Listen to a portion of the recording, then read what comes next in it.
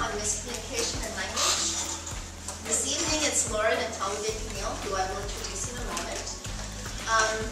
This Friday, I'm not seeing him here, this Friday from 3 to 5, but also in this room is Josh Armstrong doing one called Writing to See and Seeing to Write. It's a great seminar, and we actually go and do some field work as part of the seminar and then come back and write. And so, what is ethnocentrism? Who knows what that is? What's ethnocentrism? Your culture is always right, your way is the right way, it's or the only way that you can see. Okay. Anyone want to add anything to that?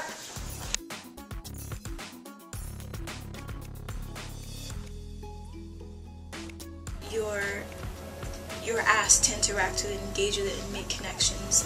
You're not just asked to be an audience member, you're asked to be a participant. You're asked about your experiences and to share that with the class and share that with the speaker, as the speaker takes it apart and sort of shows you the bigger picture and actually helps you find the bigger picture and little subtleties that I think you wouldn't normally pick up. I took the core class abroad, GDS 3220.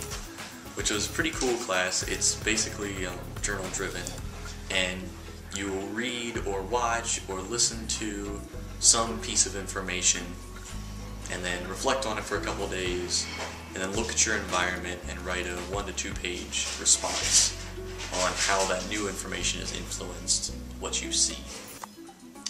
I think it's often easy to kind of compartmentalize a study abroad experience and say that was just one semester or summer or year or whatever, and then you come back to UVA and go back to your normal life. But CORE helped me see that this is something that impacts me forever, and I can bring this into my classes here, my interactions with people here, and it's a continuous learning process. You don't stop learning once the plane hits the ground and you're back on U.S. soil.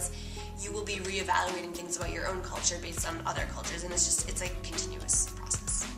One of the things that I really like to point out that comes up in my work a lot is we can talk about intercultural, cross-cultural, multicultural, and sometimes we use those terms interchangeably, but the bare bones issue around this is that what we're talking about is difference. We're talking about difference and we're talking about dissonance.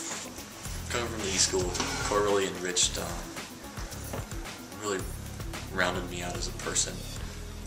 Before I had been to any of the seminars, I kept seeing any kind of intercultural experience as a dichotomy between the US and Paris, where I studied abroad.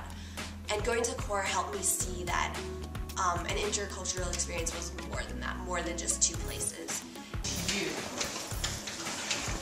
And then the fourth question is, what are the possibilities for what your name signifies to others? I'll just abbreviate that. I think CORE is relevant to my life because I see myself working in international business or international marketing at some point as a consultant. And CORE has taught me that there are a lot of things that I need to understand and a lot of things that I need to have a less on the surface understanding of culture.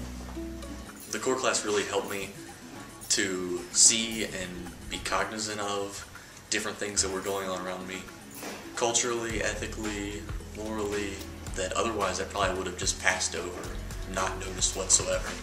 Sometimes we see things and we just accept it. We never ask why. I didn't realize that I was having a cultural bias with things, even like when I described the color of something, but in fact I was. So it opened my mind to that there was a whole lot more room for misunderstanding than I thought, but that this is not a negative thing, it's a positive thing about how much more there is to learn about different cultures.